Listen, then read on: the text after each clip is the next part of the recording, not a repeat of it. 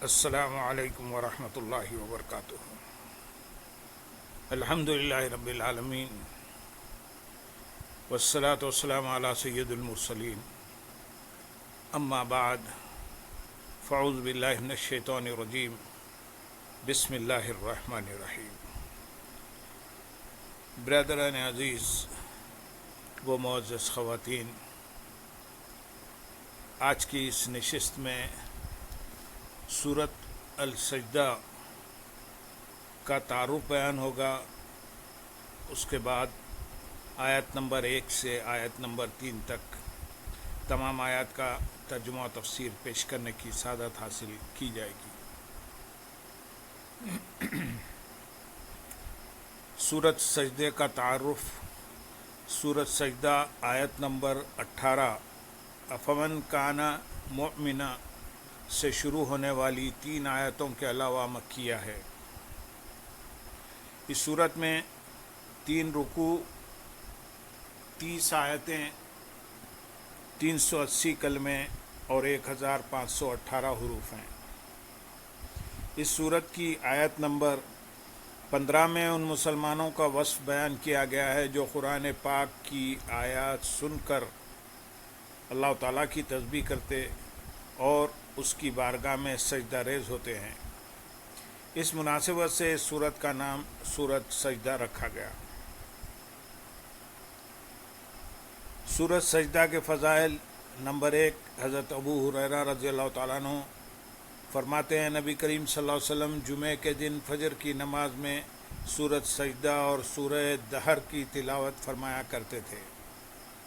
Number 2، حضرت جابر رضی اللہ تعالیٰ عنہ فرماتے ہیں کہ نبی اکرم صلی اللہ علیہ وسلم اس وقت تک نیند نہ فرماتے جب تک سورۃ سجدہ اور سورہ ملک کی تلاوت نہ فرما لیتے۔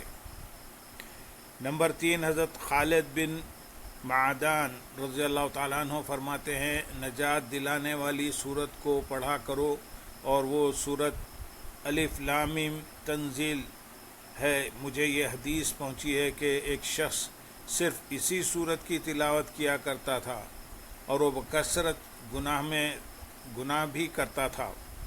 اس شخص کے انتقال کے بعد اس سورت نے اس کے اوپر اپنے پر پھیلا دیا اور کہا اے میرے رب عز و جل اس کی مغفرت فرما دے، کیونکہ یہ کثرت سے میری تلاوت کیا کرتا تھا۔ اللہ تعالیٰ نے اس شخص کے بارے میں اس سورت کی شفاعت قبول فرما لی اور فرمایا اس کے ہر گناہ کے بدلے میں ایک نیکی لکھ دوں اور اس کا 1 درجہ بلند کر دوں۔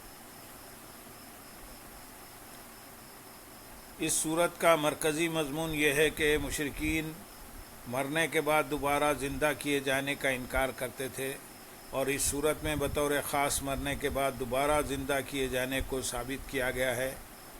نیز اس سورت میں یہ چیزیں بیان کی گئی ہیں۔ نمبر 1، اس سورت کی ابتدا میں یہ بیان کیا گیا کہ قرآن اللہ تعالیٰ کی وہ کتاب ہے جو اس نے اپنے حبیب صلی اللہ علیہ وسلم پر نازل فرمائی، اور اس چیز میں شک کی کوئی گنجائش نہیں۔ نمبر 2، نبی کریم صلی اللہ علیہ وسلم کی رسالت کو ثابت کیا گیا اور مشرکین کے اس نظریے کا رد کیا گیا کہ قرآن حضور اقدس صلی اللہ علیہ وسلم نے اپنی طرف سے بنا لیا ہے۔ نمبر 3، اللہ تعالیٰ کی وحدانیت اور قدرت پر دلائل ذکر کیے گئے۔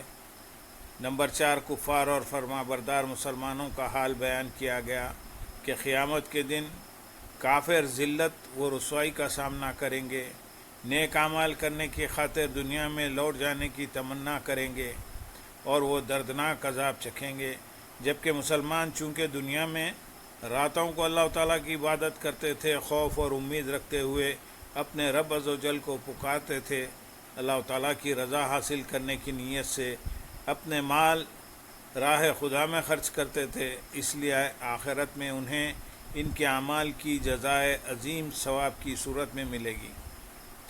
اللہ تعالیٰ کا فضل دیکھ کر ان کی آنکھیں ٹھنڈی ہوں گی اور انہیں جنت میں ہمیشہ کے لیے داخلہ نصیب ہوگا۔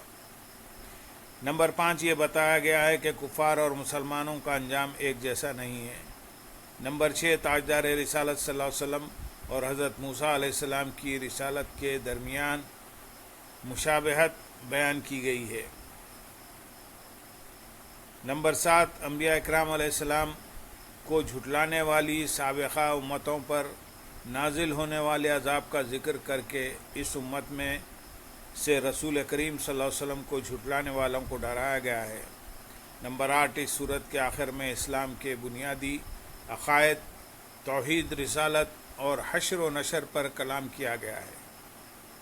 سورۃ سجدہ کی اپنے سے ماقبل سورۃ لقمان کے ساتھ مناسبت یہ ہے کہ سورۃ لقمان میں جن 5 مخصوص غیبی چیزوں کے ذاتی علم کا اللہ تعالیٰ کے ساتھ خاص ہونا بیان کیا گیا، ان 5 چیزوں کی تشریح سورہ سجدہ میں کی گئی ہے۔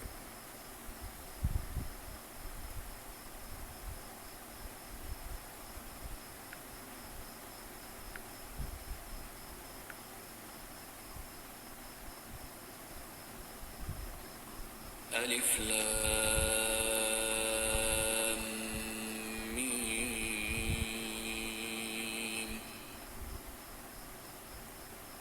تنزيل الكتاب لا ريب فيه من رب العالمين أم يقولون افتراه بل هو الحق من ربك لتنذر قوما ما أتاهم من نذير من قبلك لعلهم يهتدون۔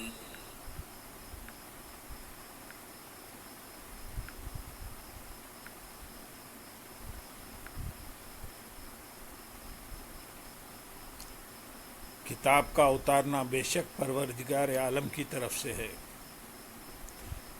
الف لام میم یہ حروف مقطعات میں سے ایک حرف ہے، اس کی مراد اللہ تعالیٰ ہی بہتر جانتا ہے۔ کتاب کا نازل کرنا، اس آیت میں بتایا جا رہا ہے کہ قرآن کریم کو معجزہ بنا کر نازل کرنا رب العالمین عز و جل کی طرف سے ہے، اور اسی وجہ سے اس کے مثل ایک صورت یا چھوٹی سی عبارت بنانے سے عرب کے تمام فصیح و بلیغ لوگ عاجز رہ گئے۔ آیت نمبر 3 میں ارشاد ہے، کیا وہ یہ کہتے ہیں کہ اس نبی نے یہ قرآن خود بنا لیا ہے؟ بلکہ یہی تمہارے رب کی طرف سے حق ہے، تاکہ تم ان لوگوں کو ڈر سناؤ جن کے پاس تم سے پہلے کوئی ڈر سنانے والا نہیں آیا، اس امید پر ڈراؤ کہ وہ ہدایت پائیں۔ کیا وہ کہتے ہیں کہ اس نبی نے یہ قرآن خود بنا لیا ہے؟ جب حضرت جبرائیل علیہ السلام قرآن پاک کو لے کر نازل ہوئے تو کفار قریش نے اس کا انکار کر دیا اور کہنے لگے کہ یہ مقدس کتاب رسول کریم صلی اللہ علیہ وسلم نے اپنے پاس سے بنا لی ہے۔ اس پر اللہ تعالیٰ نے ارشاد فرمایا کہ کیا مشرکین یہ کہتے ہیں کہ رسول اکرم صلی اللہ علیہ وسلم نے یہ قرآن خود بنا لیا ہے؟ ایسا ہرگز نہیں، بلکہ اے حبیب صلی اللہ علیہ وسلم، یہی قرآن تمہارے رب عز و جل کی طرف سے حق ہے، اور یہ اس لیے نازل ہوا تاکہ آپ ان لوگوں کو جن کے پاس آپ سے پہلے کوئی ڈر سنانے والا نہیں آیا، اس امید پر اللہ تعالیٰ کے عذاب سے ڈرائیں کہ وہ گمراہی سے ہدایت پا جائیں۔ اس آیت میں جو بیان ہوا کہ جن کے پاس تم سے پہلے کوئی ڈر سنانے والا نہیں آیا، ان لوگوں سے مراد زمانے فطرت کے لوگ ہیں۔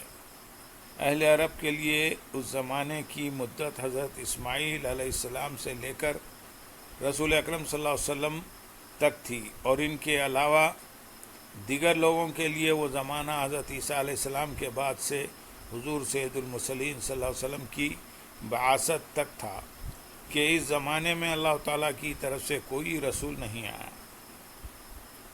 حضرت عیسیٰ علیہ السلام کے بعد دنیا میں نبی کریم صلی اللہ علیہ وسلم کے علاوہ کسی نبی کے تشریف نہ لانے کی صراحت اس حدیث پاک میں موجود ہے۔ چنانچہ حضرت ابو ہریرہ رضی اللہ تعالیٰ عنہ سے روایت ہے، حضور سید المرسلین صلی اللہ علیہ وسلم نے ارشاد فرمایا، میں دنیا اور آخرت میں حضرت عیسیٰ بن مریم علیہ السلام کے سب سے زیادہ نزدیک ہوں۔ صحابہ اکرام رضی اللہ تعالیٰ نے عرض کی، یا رسول اللہ صلی اللہ علیہ وسلم کس طرح؟ آپ صلی اللہ علیہ وسلم نے ارشاد فرمایا، سارے انبیاء علیہ السلام اللاتی بھائی ہیں جن کی مائیں یعنی فروعی احکام الگ الگ ہیں اور ان کا دین یعنی اصولی عقائد ایک ہے، اور میرے حضرت عیسیٰ علیہ السلام کے درمیان کوئی نبی نہیں۔ اللہم صلی علی سیدنا محمد وعلی آل سیدنا محمد وبارک وسلم، وآخر دعوانا ان الحمدللہ رب العالمین۔ سبحان ربک رب العزت